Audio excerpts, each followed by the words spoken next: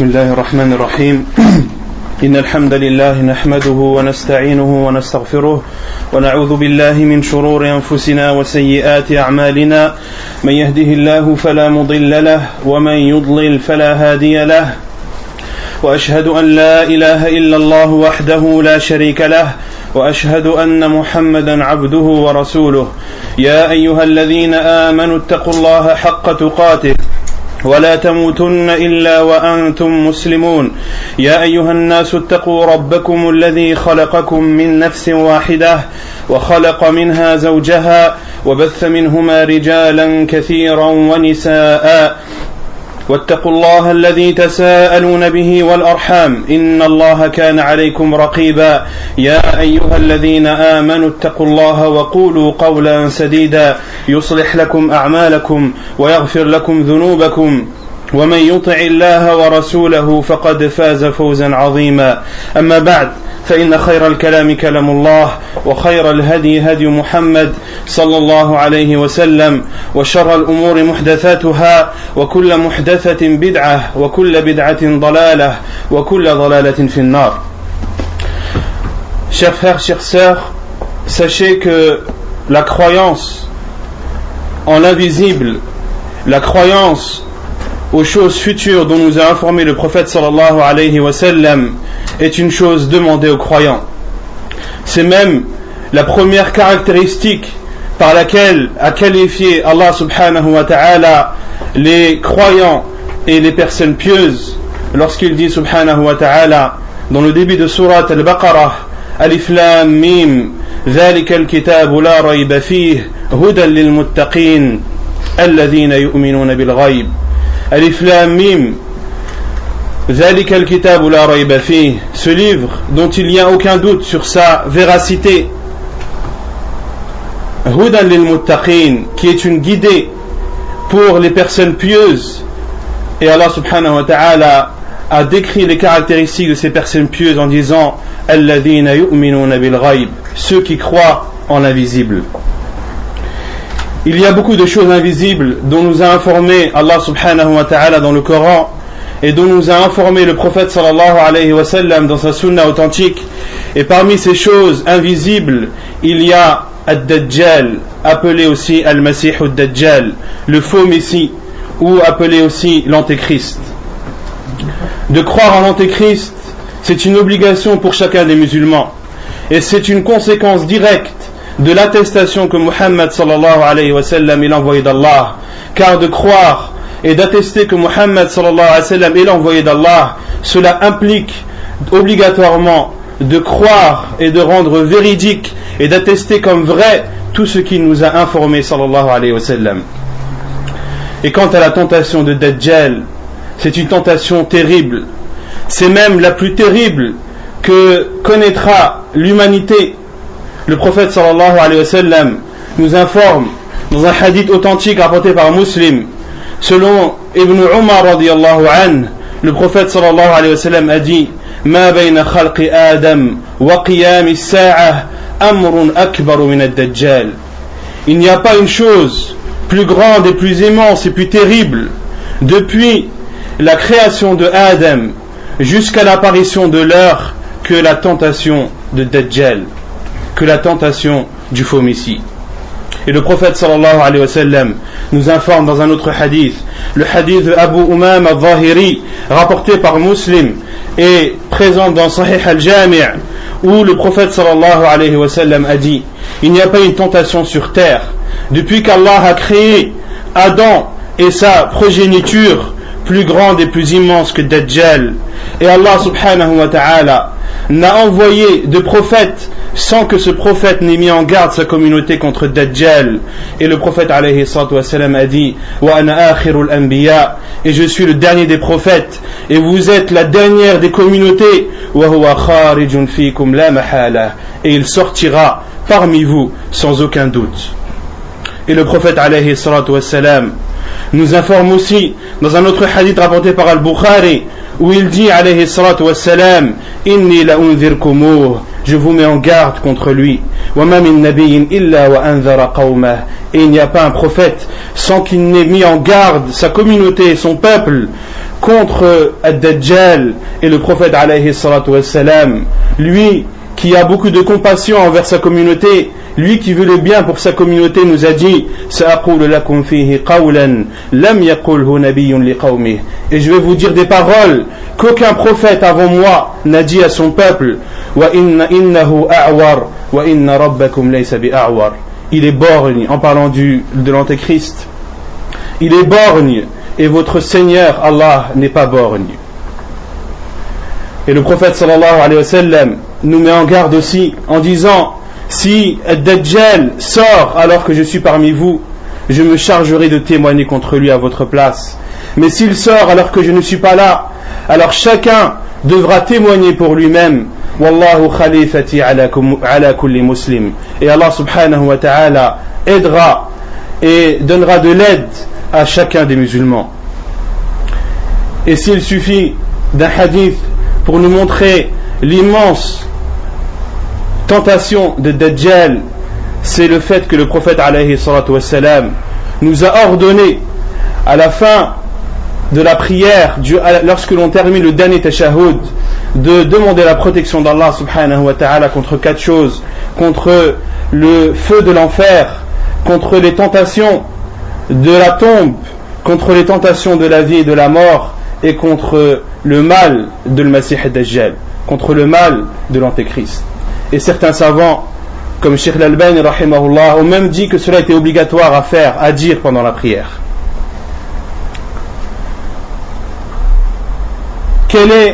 À quelle époque l'Antéchrist sortira-t-il? À quelle époque est-ce qu'il apparaîtra?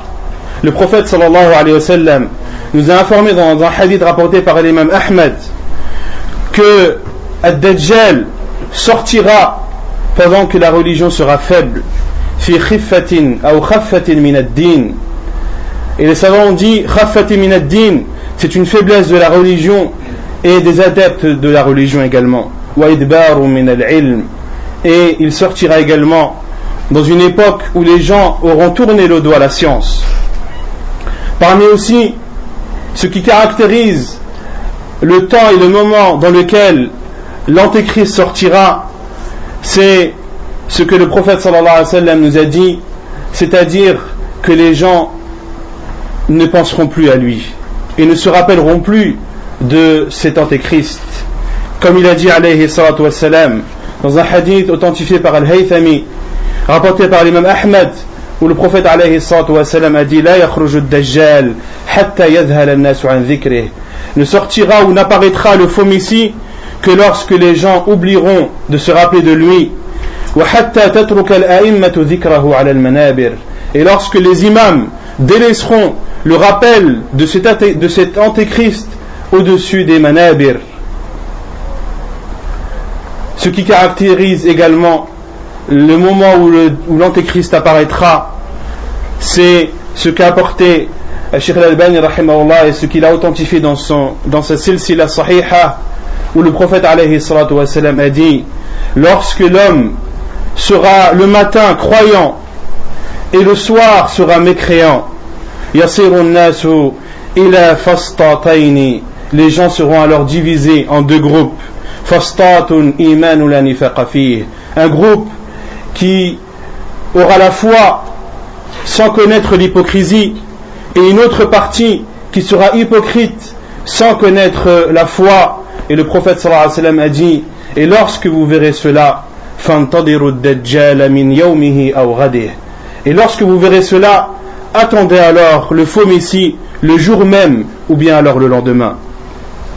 Parmi aussi les choses qui caractérisent la sortie de Ad-Dajjal, c'est l'apparition de 30 Dajjaloun, de 30 faux messies, dont nous a informé le prophète alayhi salatu wassalam dans un hadith authentifié par Cheikh Al-Albani et rapporté par l'imam At-Tirmidhi rahimahullah, le hadith d'Abu Huraira radiyallahu anhu, où le prophète sallallahu alayhi wa sallam a dit: l'heure n'apparaîtra pas jusqu'à l'apparition de Dajjaloun kadhaboun, jusqu'à l'apparition de charlatans, de faux messies et qui seront menteurs, قريب من 30 qui seront au nombre de 30 كلهم يزعم أنه رسول الله et chacun d'eux attestera qu'il est l'envoyé d'Allah.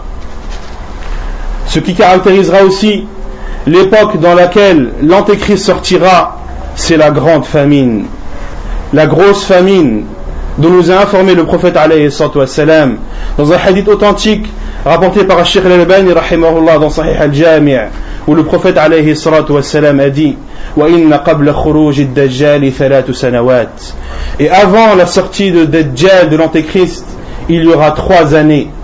La première année, il y aura 3 années de famine, de grande famine. La première année, Allah subhanahu wa ta'ala ordonnera au ciel de s'abstenir de la pluie, de son tiers de la pluie, et il ordonnera à la terre de s'abstenir de son tiers de récolte. Et le prophète alayhi salatu wa sallam a dit, puis la seconde année, Allah subhanahu wa ta'ala ordonnera au ciel de s'abstenir des 2 tiers de sa pluie, et ordonnera à la terre de s'abstenir des 2 tiers de ses récoltes. Et la 3e année, Allah subhanahu wa ta'ala ordonnera au ciel de s'abstenir de toute la pluie.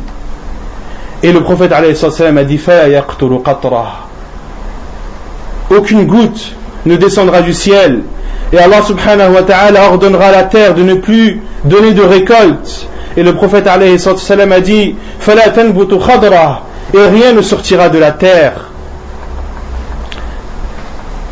Et le prophète alayhi sallam a dit فَلَا تَبْقَى ذَاتُ ظِلْفٍ إِلَّا هَلَكَتْ, il ne restera pas d'animaux qui ont les sabots fendus, autrement les bovins et les ovins, sans qu'elles ne périssent de famine.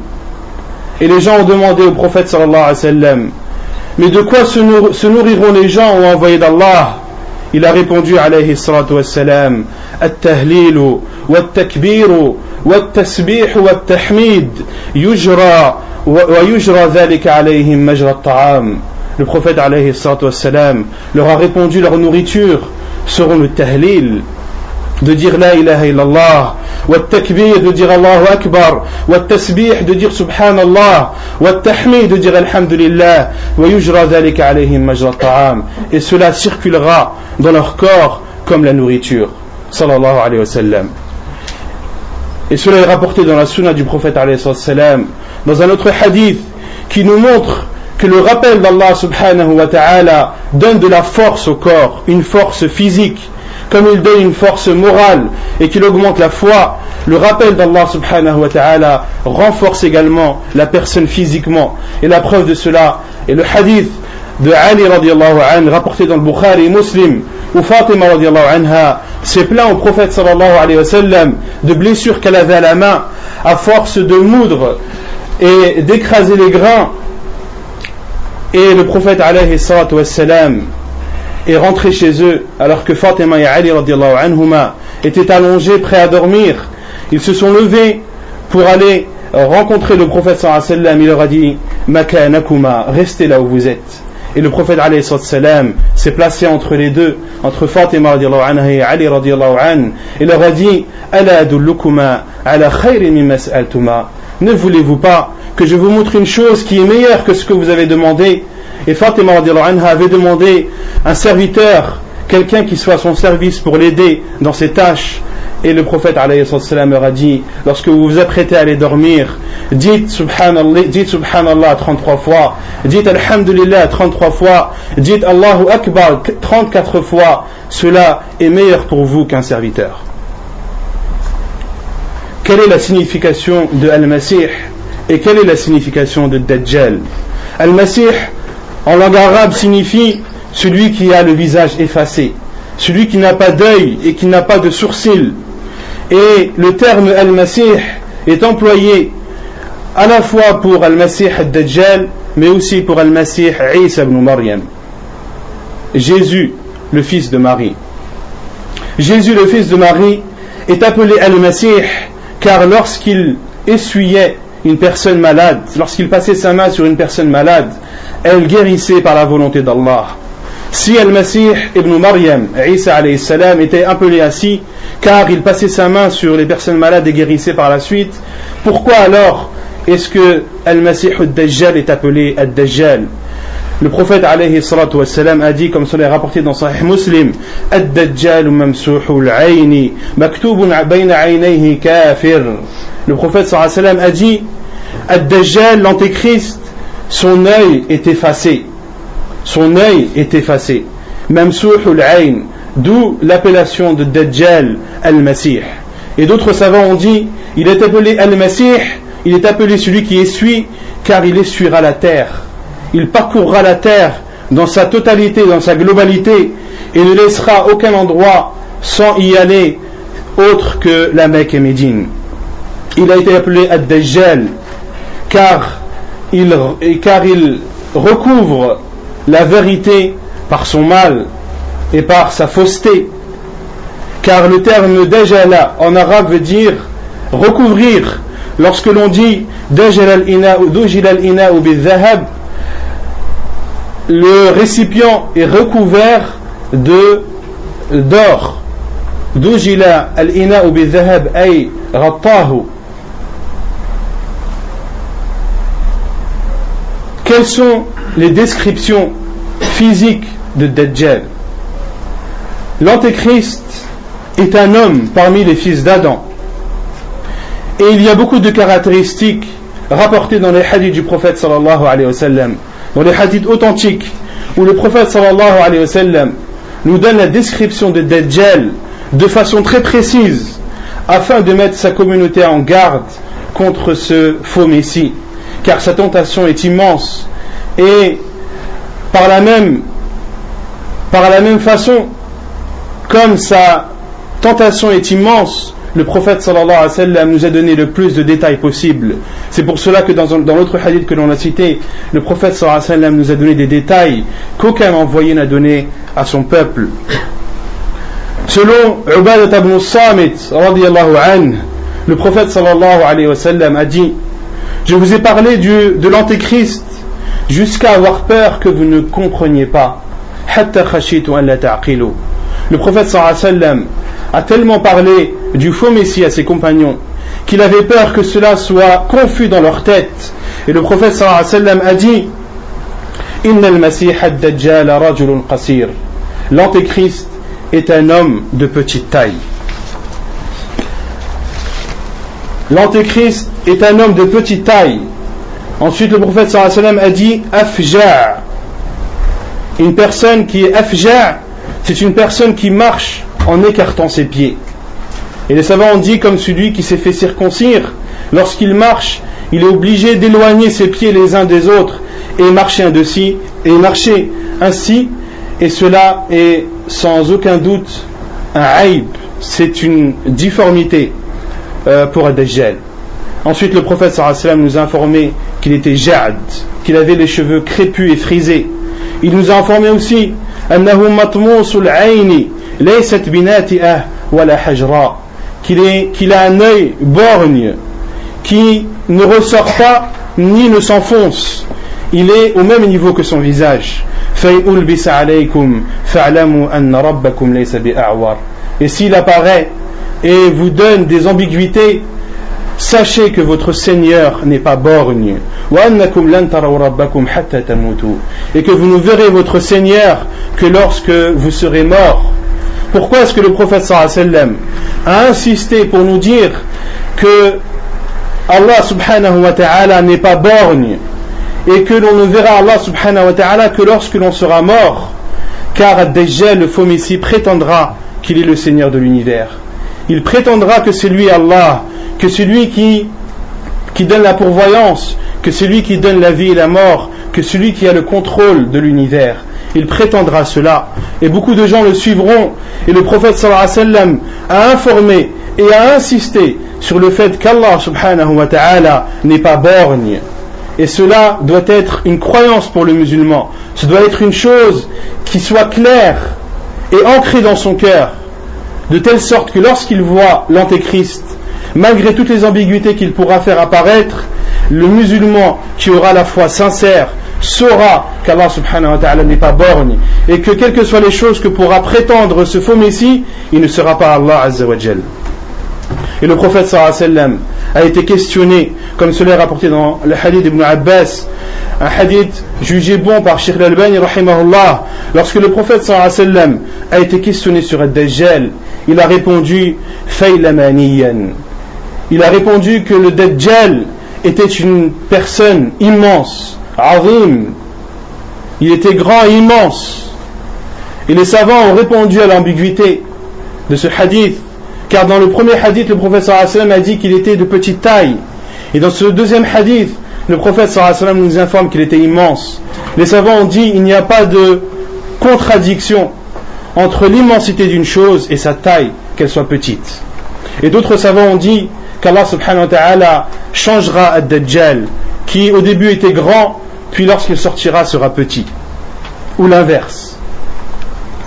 Aqmara hijana, le prophète sallallahu alayhi wa sallam nous a informé aussi qu'il est de couleur blanche et que ses cheveux ressembleront à des branches d'arbres.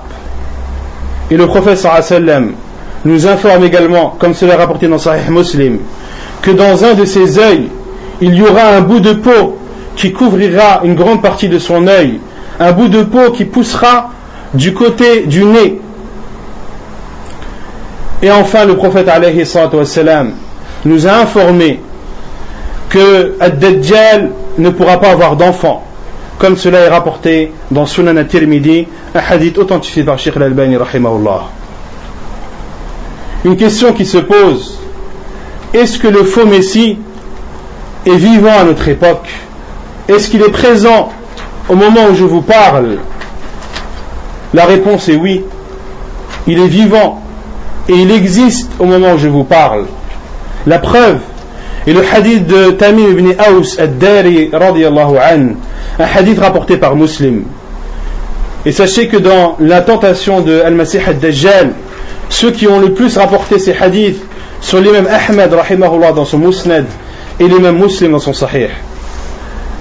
Fatima bint Qais, comme cela est rapporté dans Sahih Muslim radiyallahu anha, a dit: j'ai prié avec le prophète sallallahu alayhi wa sallam, la prière en groupe. Une fois la prière terminée, l'appeleur à la prière, al-mu'adhin, a appelé as-salatu jami'ah, la prière en groupe. Et le prophète sallallahu alayhi wa sallam s'est levé, a glorifié Allah subhanahu wa ta'ala, l'a remercié et a dit: je ne vous ai pas rassemblé pour rien. Je vous ai rassemblé car Tamim ibn Aws ad-Dari était une personne chrétienne. Elle s'est convertie et m'a donné ou m'a fait le pacte d'allégeance et il m'a informé. Le prophète sallallahu alayhi wa sallam informe ses compagnons de ce que lui a informé Tamim ibn Aws ad-Dari radiyallahu anhu. Il a informé au prophète sallallahu alayhi wa sallam qu'ils étaient en mer, qu'ils étaient partis du Yémen pour se rendre à Médine, et en mer les vagues ont emmené leur embarcation. Les vagues étaient grandes, les mouvements étaient trop forts, et ils ont emmené leur embarcation pendant une durée d'1 mois, jusqu'à ce que cette embarcation s'est échouée dans une île. Et Tamim ibn Aws radiyallahu anhu, et avec lui il y avait 30 hommes. Ils sont alors descendus sur cette île et ont vu une grosse bête, une bête qui leur a fait peur, une bête qui était recouverte de poils, au point que Tamim ibn Aws radiyallahu anhu a dit: cette bête était tellement poilue que l'on ne pouvait pas différencier le devant de son derrière. Ils lui ont demandé: qui es-tu? Elle a répondu: je suis l'espionne, celle qui espionne l'île pour en informer Ad-Dajjal qui est présent dans cette île. Elle a informé, elle a dit à Tamim ibn Aws ad-Dari radiyallahu anhu: il y a un homme qui a hâte de vous rencontrer. Il est présent dans la grotte. Allez vous rendre dans cette grotte et allez à l'encontre de cet homme. Et Tamim ibn Aws ad-Dari radiyallahu anhu a dit: fakhifna an takuna shaytana. Nous avons eu peur que ce soit un diable. Ils se sont rendus alors précipitamment dans cette grotte et ont vu un homme. Et Tamim ibn Aws a dit qu'il n'a pas vu un homme aussi grand et aussi immense que lui. Et il leur a posé des questions. Et Tamim ibn Aws radiyallahu anhu a informé que cet homme était enchaîné. que ses mains étaient enchaînées à son cou et que son cou était enchaîné à ses jambes, et il a posé des questions à Tamim ibn Aws ad-Dari et aux hommes qui étaient avec lui. Il leur a dit: informez-moi sur les palmeraies de Yabasan. Ils lui ont répondu: que veux-tu comme information? Il a répondu: est-ce qu'ils donnent des fruits? Est-ce qu'ils donnent des dattes? Ils ont répondu oui. Il a dit: il viendra un moment où ils ne donneront plus de dattes. Il leur a dit: informez-moi sur la petite mer appelée At-Tabariyah. Ils lui ont répondu: que veux-tu savoir? Il leur a dit: est-ce que son eau est en grande quantité? Ils lui ont répondu oui. Il leur a dit: il viendra un moment où il n'y aura plus d'eau. Il leur a demandé: informez-moi sur la source de Zarar. Ils ont répondu: que veux-tu savoir? Il a dit: est-ce que son eau est en grande quantité? Et est-ce que les personnes présentes à sa proximité utilisent cette eau pour leur récolte? Ils ont répondu oui, son eau est en grande quantité. Et oui, ces personnes utilisent cette eau pour leur récolte. Et il viendra un moment où il n'y aura plus d'eau et les gens ne pourront plus récolter. Puis il leur a informé, il leur a demandé: Afwan, est-ce que le prophète des analphabètes est apparu chez les Arabes? Ils ont répondu oui. Il leur a dit: comment est-ce que les Arabes se sont comportés avec lui? Ils ont répondu: ils l'ont combattu, mais il a réussi à prendre le dessus. Ensuite, il a réussi à prendre le dessus, et beaucoup parmi eux lui ont obéi. Et cet homme a dit: ils ont raison de lui obéir. Et ensuite, il leur a informé de qui il était. Il leur a dit qu'il était Al-Masih Ad-Dajjal, qu'il était le faux Messie, et qu'Allah subhanahu wa ta'ala lui permettra de sortir. Et il sortira. Il dit: je sortirai, je parcourrai toute la terre, hormis la Mecque et Médine, car ce sont deux villes qui me sont interdites. Et le prophète alayhi salatu wassalam a tapé sur Al-Minbar et a dit que Taïbah, car Ad-Dajjal a dit: deux villes qui me sont interdites sont la Mecque et Taïbah. Et le prophète sallallahu alayhi wa sallam a attesté 3 fois de suite: Ala inna Taïbat al-Madina. Taïbah c'est Médine, Taïbah c'est Médine, Taïbah c'est Médine. Et le prophète sallallahu alayhi wa sallam a dit à ses compagnons: voyez-vous, ce que je vous ai dit était la vérité, ce que je vous ai dit sur la Mecque et Médine était la vérité, et la parole et le fait que Tamim ibn Aws ad-Dari radiyallahu anhu a apporté vient réconforter et confirmer ce que je vous ai dit.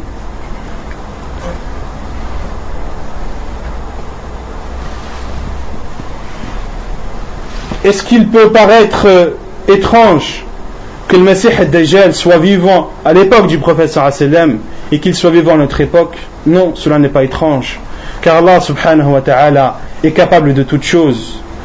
Nuh alayhi salam n'a-t-il pas prêché son peuple pendant 950 ans? 950 ans était uniquement la période de son prêche, ce n'est pas la totalité du terme de sa vie. Et cela ne peut pas être nié, car Allah subhanahu wa ta'ala nous en a informé dans le Coran. فَلَبِثَ فِي قَوْمِهِ أَلْفَ سَنَةٍ إِلَّا 50 عَامًا. Il est resté au sein de son peuple 1000 moins 50 années. De quel endroit le faux Messie va-t-il sortir? Le prophète sallallahu alayhi wa sallam nous informe, comme cela est rapporté dans Sahih al-Jami' de Sheikh al-Albani rahimahullah, où le prophète sallallahu alayhi wa sallam a dit: il sortira d'une route entre le Sham et l'Irak. Il sortira d'une route entre le Sham qui est la région de la Palestine, de la Syrie, de la Jordanie, etc. Entre cette partie du monde et l'Irak. فَعَاثَ يَمِينًا وَعَاثَ شِمَالًا. Et Ad-Dajjal, lorsqu'il sortira, il sèmera la turpitude à droite et à gauche. Ya ibadallahi fathbutu. Et c'est là où le prophète sallallahu alayhi wa sallam a dit: ô vous les esclaves d'Allah, ô vous les serviteurs d'Allah, soyez fermes dans votre foi et dans votre position et dans votre condamnation de ce faux Messie. Combien de temps restera-t-il sur terre et que parcourra-t-il? Le prophète sallallahu alayhi wa sallam a été questionné comme cela est rapporté dans Sahih Muslim. Les compagnons ont demandé au prophète sallallahu alayhi wa sallam وَمَا لُبْثُهُ فِي الْأَرْضِ, combien de temps restera-t-il sur terre? Le prophète sallallahu alayhi wa sallam a répondu 40 jours. Le premier jour aura la durée d'une année, le second aura la durée d'un mois, وَالْيَوْمُ الثَّالِث كَجُمُعَةٍ, et le troisième jour aura la durée d'une semaine, وَسَائِرُ أَيَّامِهِ كَأَيَّامِكُمْ وَبَقِيَّةُ أَيَّامِهِ كَأَيَّامِكُمْ, et le reste des jours comme vos jours. Et les 37 derniers jours auront la même durée que les jours que l'on connaît maintenant. Et les compagnons du prophète sallallahu alayhi wa sallam ont demandé au prophète alayhi salatu wa sallam, ô envoyé d'Allah, dans ce jour qui aura la durée d'une année, comment devrons-nous, est-ce qu'une prière d'un jour nous suffira? Et le prophète alayhi salatu wa sallam a dit là, non, uqduru lahu qadrah, mais faites cela proportionnellement, faites vos prières proportionnellement aux journées que vous connaissez. Et les savants ont déduit de ce hadith que les personnes qui vivent dans des endroits où il y a la nuit ou le jour pendant des mois et des mois, de se fier au pays le plus proche d'eux, qui connaît des jours normaux, et de régler leurs heures de prière à ce pays qui est proche. Puis, ils ont demandé au prophète sallallahu alayhi wa sallam, quelle sera sa vitesse? Quelle sera la vitesse par laquelle il parcourra la terre? Le prophète alayhi wa sallam a répondu, comme une pluie qui est poussée par le vent. Et les savants l'ont déduit, comme l'a dit Al-Mubarak-Furi dans son livre Tuhfatul Ahwadi. Il a dit, le prophète sallallahu alayhi wa sallam a voulu dire par cela la vitesse par laquelle se déplacent les nuages, car les nuages sont eux qui transportent la pluie.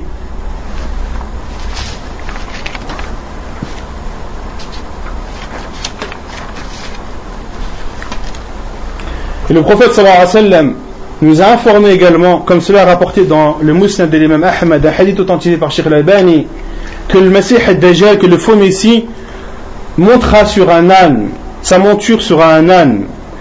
Et la largeur entre les deux oreilles de cet âne, le prophète sallallahu alayhi wa sallam nous a informé qu'elle serait de 40 coudées. Et il parcourra toute la terre, hormis la Mecque et Médine, comme cela est rapporté dans le hadith de Tamim ibn Aus que l'on a cité, lorsque le Dajjal lui-même a attesté qu'il ne pourra pas entrer ni à Médine ni à la Mecque.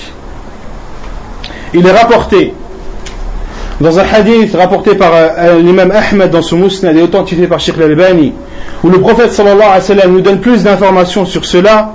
Il dit, son pouvoir, c'est-à-dire le pouvoir du faux Messie, atteindra tout endroit de la terre, sauf 4 mosquées ou 4 endroits de la prière, Al-Kaaba, wa Masjidul Madina, wa Masjidul Aqsa wa Tour, sauf 4 mosquées ou 4 endroits de prière, Al-Kaaba,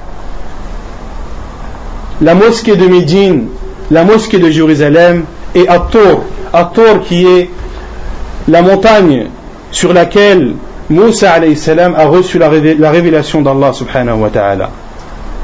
Et le prophète sallallahu alayhi wa sallam nous a même informé que la peur de Dajjal n'entrera pas à Médine.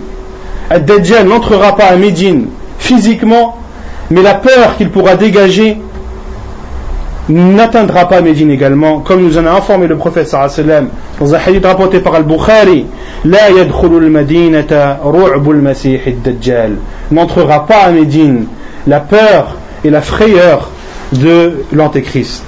Laha yawmaidin sab'atu abwab, Médine aura ce jour-là 7 portes, li kulli babin malakan, et à chaque porte sera présent 2 anges. Et Al-Hafid ibn Hajar a dit, soit Médine aura des portes réelles, ou bien alors elle comportera 7 routes essentielles et principales. Quelle est la tentation de Masih ad-Dajjal? On parle des tentations du faux Messie, de l'Antéchrist, mais quelles sont ces tentations? Quelles sont-elles? Pourquoi sont-elles aussi terribles et redoutables? Les tentations de Dajjal sont nombreuses, et le prophète sallallahu alayhi wa sallam nous a informé de ces tentations. Il nous a informé à quel point elle serait terrible. Il a même comparé, le prophète sallallahu alayhi wa sallam a même comparé la tentation du faux Messie à la tentation de la tombe.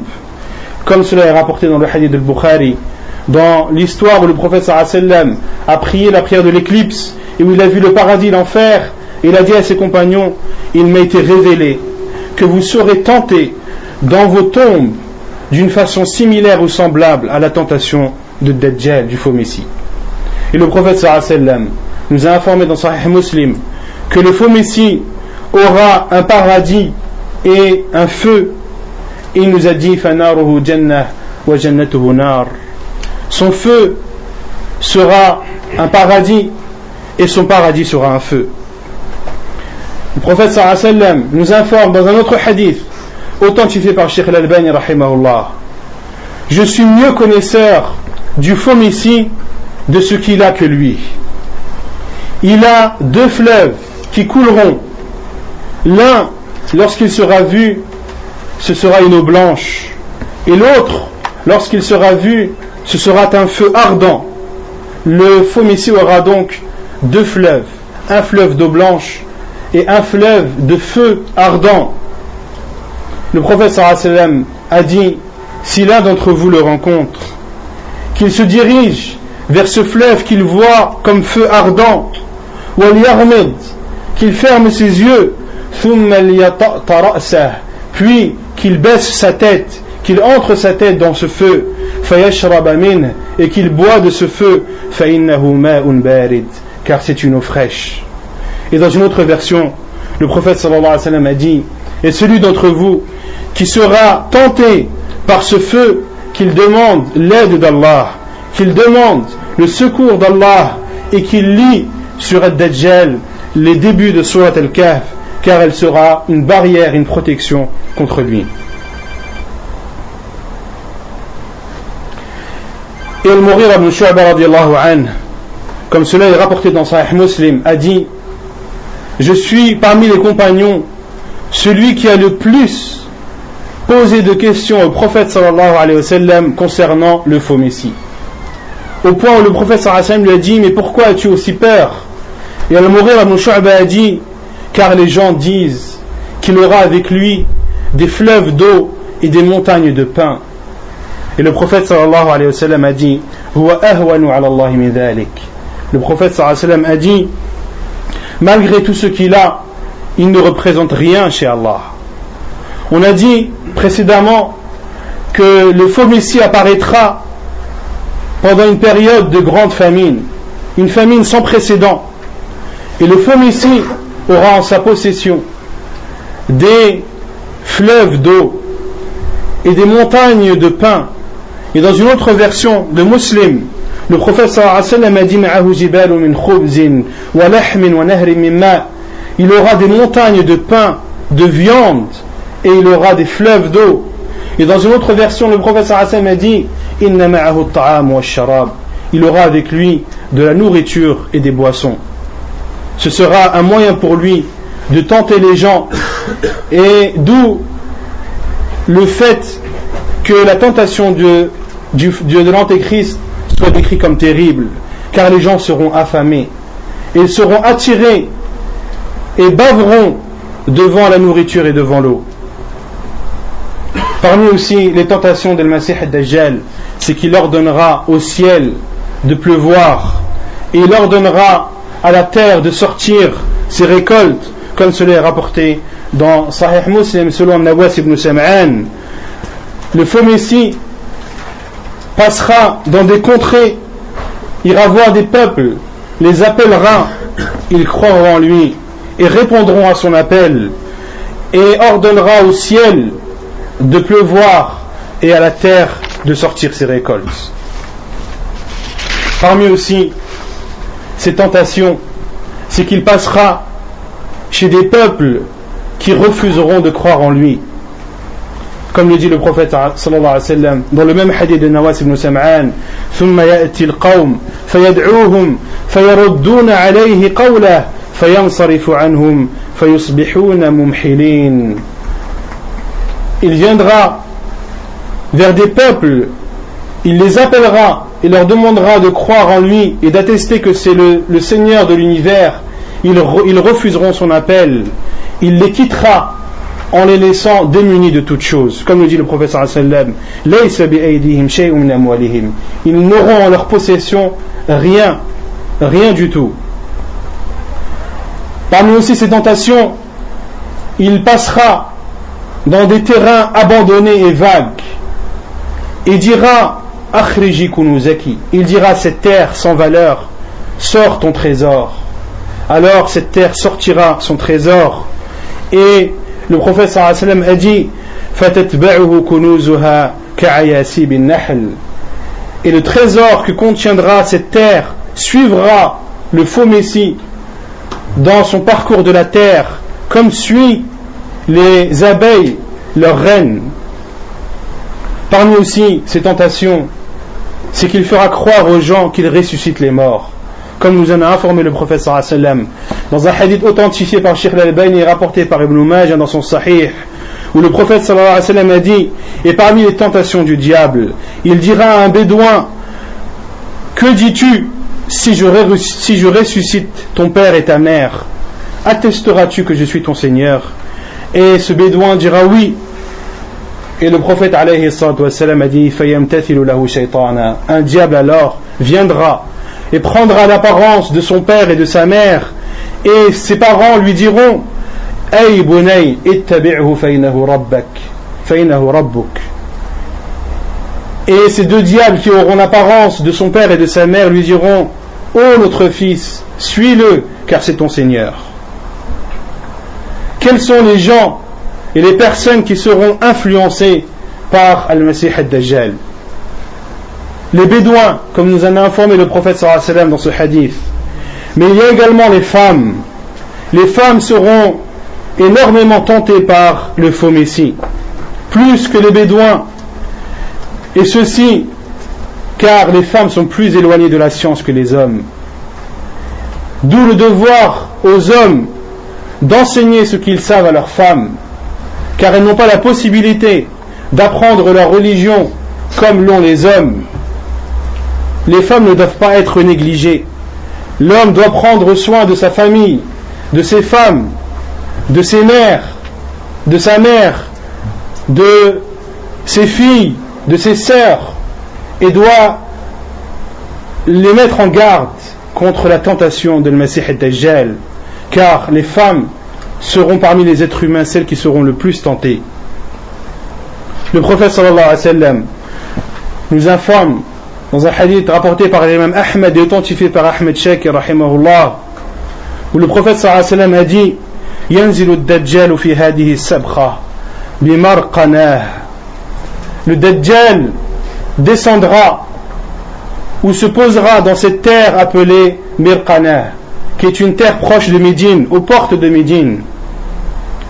فَيَكُونُ أَكْثَرُ مَنْ يَخْرُجُ إِلَيْهِ النِّسَاءِ, et ceux qui sortiront en plus grand nombre vers lui seront les femmes. حَتَّى إِنَّ الرَّجُلِ, au point que le prophète sallallahu alayhi wa sallam a dit, au point que l'homme retournera chez lui, يَرْجِعُ إِلَى حَمِيمِهِ وَإِلَى أُمِّهِ وَابْنَتِهِ وَأُخْتِهِ وَعَمَّتِهِ, au point que l'homme retournera chez lui et ira à la rencontre de sa mère, de ses filles, de ses sœurs, de ses tantes, فَيَثُوقُهَا رِبَاطًا, et les attachera.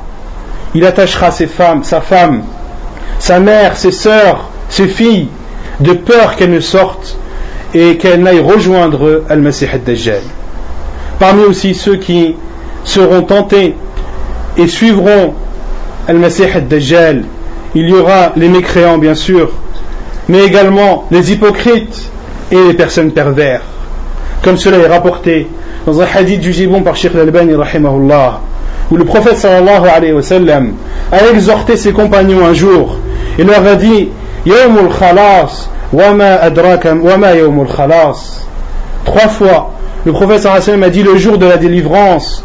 Quel est le jour de la délivrance? Le jour de la délivrance. Quel est ce jour de la délivrance? Et le prophète sallallahu alayhi wa sallam a dit Yaji'u ad-Dajjal, le faux messie viendra, montera sur la montagne Uhud et regardera Médine, et il dira à ses partisans Ala tarawna al-qasr al-abyad, ne voyez-vous pas ce palais blanc? wa subhanallah, à notre époque, comme l'architecture de la mosquée de Médine, celui qui monte au-dessus de la montagne de Uhud et se dirige vers la ville de Médine, il verra la mosquée du prophète sallallahu alayhi wa sallam qui ressemble à un palais blanc. Subhanallah.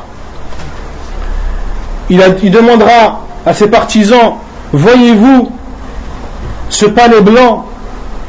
Ils répondront oui. Il dira, Hada masjidu Ahmed. Ceci est la mosquée de Ahmed.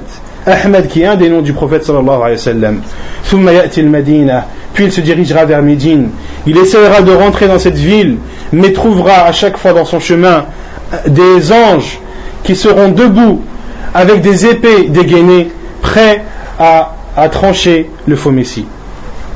Puis le prophète sallallahu alayhi wa sallam a dit, Thumma tarjufu al-Madinata thalatha rajafat. Puis Médine sera secouée de 3 secousses. Fala yabqa munafiq. Il ne restera ni hypocrite, ni hypocrite au masculin et au féminin, wala fasiq wala fasiqa, ni pervers, sans qu'il ne sorte de Médine. Fadhalika yawmul khalas. Ce sera alors ce jour-là, le jour de la délivrance. Il y a une chose importante à savoir, c'est que certes, le faux messie ne rentrera pas à Médine, et d'habiter à Médine est un moyen qui aide à combattre et à lutter contre la tentation de Masih ad-Dajjal, mais d'habiter à Médine ne suffit pas, comme le dit Cheikh Al-Albani rahimahullah. Et lorsque Abu Darda rahimahullah radiyallahu anhu a écrit à Salman al-Farisi radiyallahu anhu, il lui a dit Halumma ila ardil muqaddasa, bienvenue à toi, ou quand est-ce que tu viendras dans les terres bénies? Il voulait dire par là Shem, la région de Shem qui est une région bénie. Et Salman al-Farisi radiyallahu anhu a répondu Innal arda la tuqaddisu ahada, la terre ne bénit personne. Innama yuqaddisu al-insana amalah, ce qui bénit la personne, ce sont ses actes, ce sont ses actions. Et Cheikh Al-Albani rahimahullah a dit, il y a dans cela une preuve que la première cause à avoir et la première chose qui t'aidera à lutter contre la tentation du faux messie, ce sera ta foi véridique et tes actes pieux. C'est la plus grande cause à faire et c'est la cause principale. Et de se rendre à Médine et de vivre à Médine est une cause secondaire, et la cause secondaire n'est pas bénéfique à la personne lorsqu'elle ne prend pas en considération la cause primaire et la plus importante, qui est la croyance en Allah subhanahu wa ta'ala et de faire des actes pieux. Le début de la fin de l'Antéchrist apparaîtra, comme le prophète sallallahu alayhi wa sallam nous en a informé dans le hadith d'Abu Sa'id al-Khudri radiyallahu anhu, rapporté par Muslim, où le prophète sallallahu alayhi wa sallam nous informe qu'un jeune sortira de Médine. Et le prophète sallallahu alayhi wa sallam a dit dans le hadith wa huwa min khayrin nas, et il fait partie des meilleurs des gens. Il sortira de Médine lorsque Ad-Dajjal sera dans cet endroit que l'on a cité, Mirmaqah. Et le prophète sallallahu alayhi wa sallam nous a informé que Ad-Dajjal plantera ses tentes à cet endroit. Il restera longtemps dans cet endroit aux portes de Médine. Et ce jeune croyant de Médine, qui fait partie des meilleurs des gens, sortira de Médine et rencontrera des soldats armés du faux messie. Ils lui demanderont: où vas-tu? Que cherches-tu? Il dira: je cherche et je veux rencontrer le faux messie. Ils voudront alors le tuer, et les uns diront aux autres: ne le tuez pas, vous savez très bien que le faux messie ne veut pas que l'on tue à sa place. Ils l'emmèneront alors jusqu'au Masih ad-Dajjal, et lorsque le faux messie le verra, il saura qui il est. Lorsque le jeune le verra, il saura qui il est. Il lui dira: Anta al-Masih al-Kadhab, tu es le faux messie, celui qui ment. celui dont nous a informé le prophète sallallahu alayhi wa sallam et celui dont le prophète sallallahu alayhi wa sallam nous a mis en garde. Il ordonnera alors à ses soldats d'attraper ce jeune homme et de le rouer de coups dans son ventre et dans son dos. Ensuite, Ad-Dajjal lui dira: crois-tu en moi? Il dira: non, tu es le faux Messie, celui dont le prophète sallallahu alayhi wa sallam nous a mis en garde. Il dira alors à ses soldats de l'écarter. Il placera une scie au milieu de sa tête et le coupera en deux. Puis il marchera entre ces deux morceaux. Et dans une autre version, le prophète sallallahu alayhi wa sallam a dit: il le frappera tellement fort que ces deux morceaux seront éloignés la distance que parcourt une flèche lorsqu'elle est lancée d'un arc. Puis le faux Messie ordonnera à ces deux morceaux de se reconstituer et ordonnera à ce jeune homme de se lever. Et le prophète sallallahu alayhi wa sallam nous dit: et il se lèvera avec un sourire et en rigolant. Puis le Messie Ad-Dajjal dira: crois-tu en moi?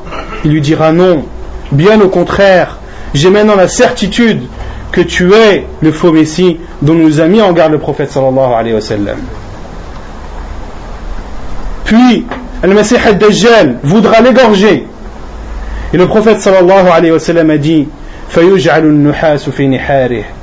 Et Allah subhanahu wa ta'ala mettra du cuivre à l'endroit de son cou, du cou de ce jeune homme. فَلَا يَسْتَطِيعُ نَحْرَهُ.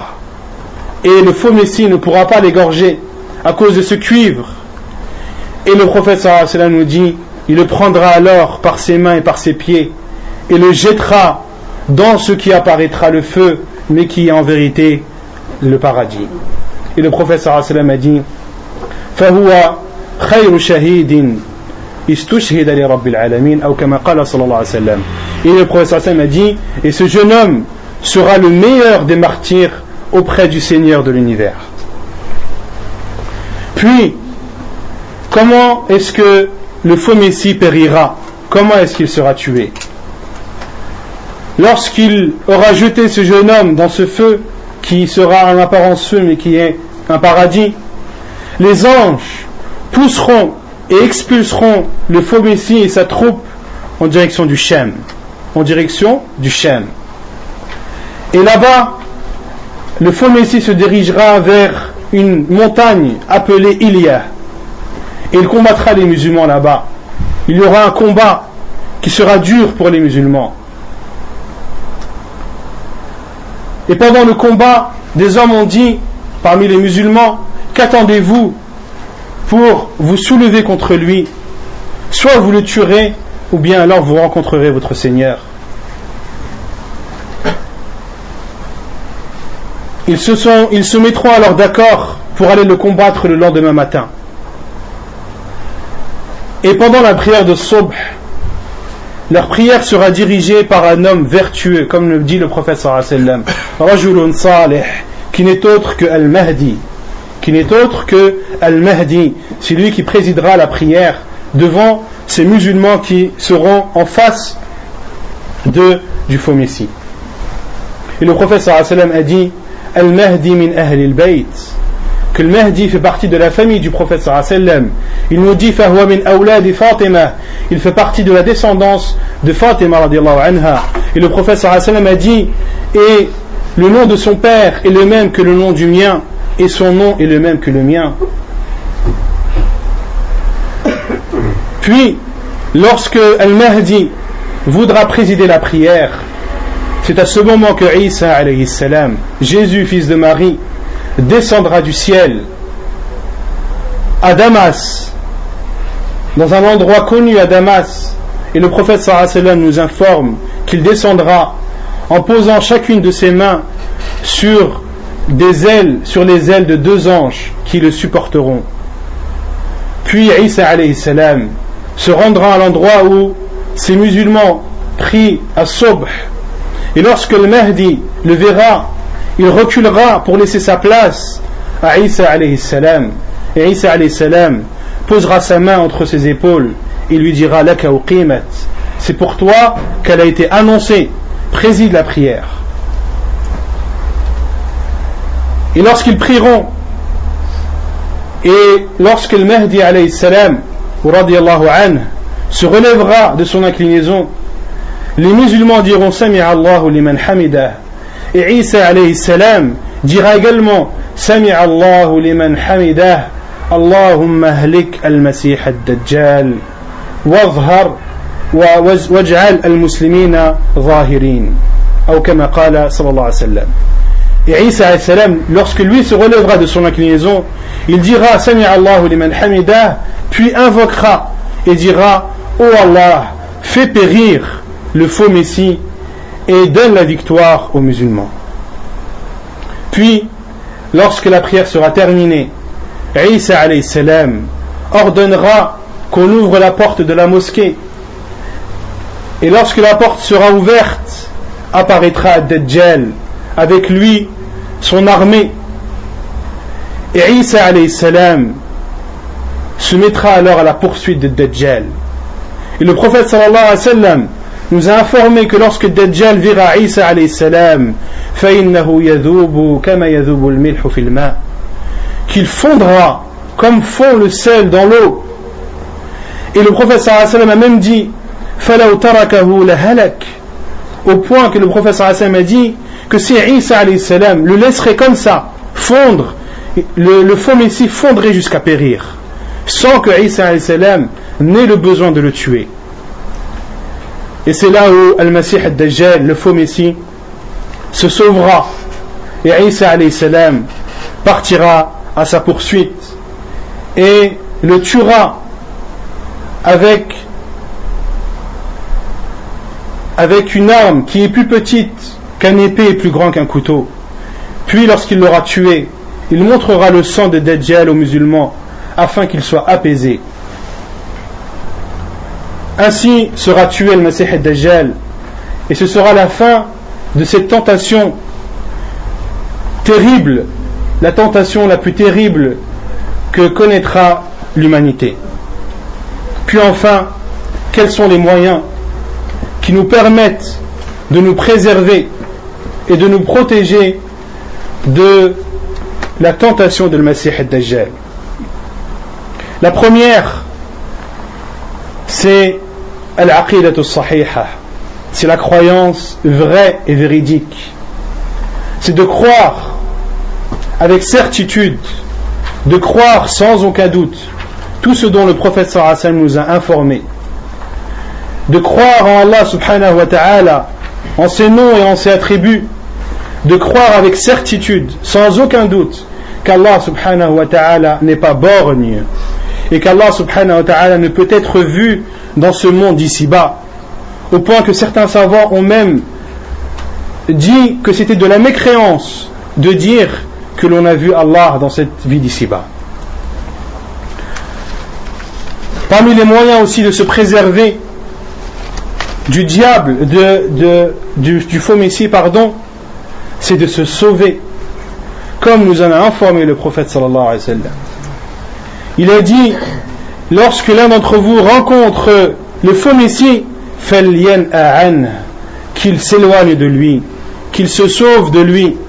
Fawallahi, le prophète sallallahu alayhi wa sallam a juré, a dit, par Allah, un homme se considérera comme croyant, ira à l'encontre de ce faux Messie, fayu'minu bih, il croira en lui, min kathrati ma yab'athuhu min ash-shubuhat, il croira en lui par la quantité et la force des ambiguïtés que le faux Messie lui fera apparaître.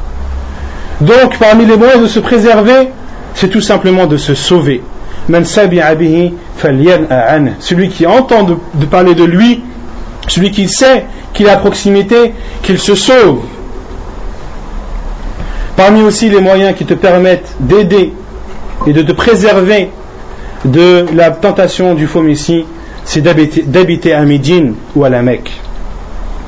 Et le prophète sallallahu alayhi wa sallam nous a aussi informé d'une invocation à dire si l'on est amené à rencontrer le faux Messie. Le hadith est rapporté dans As-Silsila Sahiha de Sheikh Al-Albani rahimahullah, authentifié par lui-même, où le prophète sallallahu alayhi wa sallam a dit وَإِنَّهُ سَيَقُولُ أَنَا رَبُّكُمْ, et le faux Messie dira je suis votre Seigneur. فَمَنْ قَالَ لَسْتَ رَبَّنَا وَلَكِنَّ رَبَّنَا اللَّهُ عَلَيْهِ تَوَكَّلْنَا وَإِلَيْهِ أَنَبْنَا نَعُوذُ بِاللَّهِ مِنْ شَرِّكَ لَمْ يَكُنْ عَلَيْهِ سُلْطَانٌ. Le prophète sallallahu alayhi wa sallam a dit il prétendra que c'est votre Seigneur. Dites-lui, celui qui parmi vous l'entend dire cela, qu'il lui dise Lasta Rabbana, tu n'es pas notre Seigneur, lakinna Rabbana Allahu, mais notre Seigneur c'est Allah, alayhi tawakkalna, c'est en lui que nous plaçons notre confiance, wa ilayhi anabna, et c'est vers lui que nous retournons, na'udhu billahi min sharrik, nous demandons la protection d'Allah contre ton mal. Et le prophète sallallahu alayhi wa sallam a dit lam yakun alayhi sultan, à ce moment le faux messie n'aura aucun pouvoir sur toi. Et parmi les choses les plus importantes qui te permettent de te préserver de la tentation du faux messie, c'est d'apprendre par cœur le début de sourate la caverne, comme le dit le prophète sallallahu alayhi wa sallam man adrakahu minkum falyaqra alayhi fawatihu suratil kahf, celui qui parmi vous le rencontre, qu'il lise sur lui les débuts de Surat al-Kahf, comme cela est rapporté dans Sahih Muslim. Et dans un autre hadith, où le prophète sallallahu alayhi wa sallam nous précise quels sont ces versets, il dit Man hafidha 10 ayatin min awwal Surat al-Kahf usima min ad-dajjal, celui qui apprend par cœur les 10 premiers versets de Surat la caverne, il sera épargné du faux messie. Hadith rapporté par Muslim. Et un autre moyen que le prophète sallallahu alayhi wa sallam, et je terminerai par cela, qui nous a enseigné à dire pour celui qui serait prêt à aller à l'encontre du faux messie, le prophète sallallahu alayhi wa sallam a dit Man qara'a surat al-kahf kama unzilat إذا خرج إلى الدجال لم يسلط عليه أو لم يكن عليه سبيل حديث صححه الألباني رحمه الله تعالى. Celui qui lit la sourate, la caverne comme elle a été descendue, puis sort pour aller rencontrer et aller à l'encontre du faux messie, il n'aura alors aucun pouvoir sur lui. C'est-à-dire que le faux messie n'aura aucun pouvoir sur ce musulman qui aura lu cette sourate, la caverne, comme elle a été révélée. Ainsi se termine cette conférence sur la tentation du faux messie, une tentation qui, comme vous le savez, est terrible. Et c'est une chose que le musulman doit croire avec certitude. Il n'y a aucun doute que le faux messie existe à notre époque. Et il n'y a aucun doute qu'il sortira. Et il n'y a aucun doute que tout ce que le prophète sallallahu alayhi wa sallam nous a informé aura bel et bien lieu. À nous donc de nous préparer à cette rencontre, si cette rencontre doit avoir lieu avec nous, et nous demandons à Allah subhanahu wa ta'ala de nous faire mourir avant et de ne pas connaître cette tentation de peur de délaisser notre religion, de la délaisser du jour au lendemain, comme nous en a informé le prophète sallallahu alayhi wa sallam, yusbihu ar-rajulu mu'mina wa yumsi kafira, qu'un homme sera le matin croyant et le soir mécréant. فنسأل الله تبارك وتعالى أن يرينا الحق حقا وأن يرزقنا اتباعه وأن يرينا الباطل باطلا وأن يرزقنا اجتنابه. Nous demandons à Allah subhanahu wa ta'ala de nous montrer la vérité comme elle est et de nous aider à la suivre et de nous montrer le mal et le faux comme il est et de nous aider à nous en abstenir. وصلى الله وسلم وبارك على نبينا محمد وعلى آله وصحبه أجمعين وآخر دعوانا أن الحمد لله رب العالمين. أحسن الله إليك جزاك الله خير الجزاء. Est-ce qu'il y a peut-être des frères qui ont une question ou deux par rapport à la conférence, une précision, une question? Personne?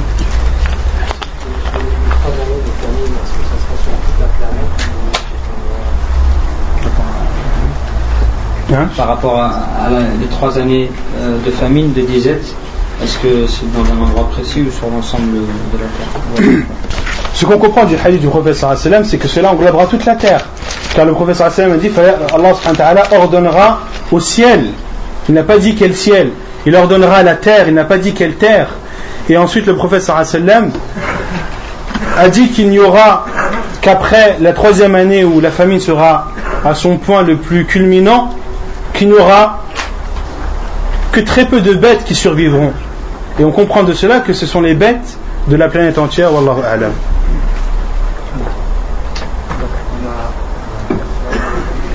On n'a pas parlé de régime familial. J'avais déjà entendu parler de... Wallahi, akhi, je te conseille de lire des livres sur ça, Inch'Allah, des hadiths du prophète sallallahu alayhi wa sallam qui nous parlent des origines de Dajjal, car malheureusement il y a des choses que l'on peut dire et des choses que l'on ne peut pas dire. Wallahu a'lam. Wa fik. Inch'Allah, comment très bien. Fadda, Sidati va répondre à la question, Inch'Allah. Bismillah, alhamdulillah, wa salatu wa salam ala rasulillah, wa ala alihi wa sahbihi ajma'in wa ba'd. Comme le frère n'en a pas parlé, je voulais parler d'un sujet concernant le Dajjal, j'en profite pour en parler. C'est que à l'époque du prophète sallallahu alayhi wa sallam, dans la communauté juive qui habitait encore à Médine, il y avait un jeune que Sahaba radhiyallahu anhum pensait ou doutait de lui, est-ce que c'est bien lui le Dajjal ou pas?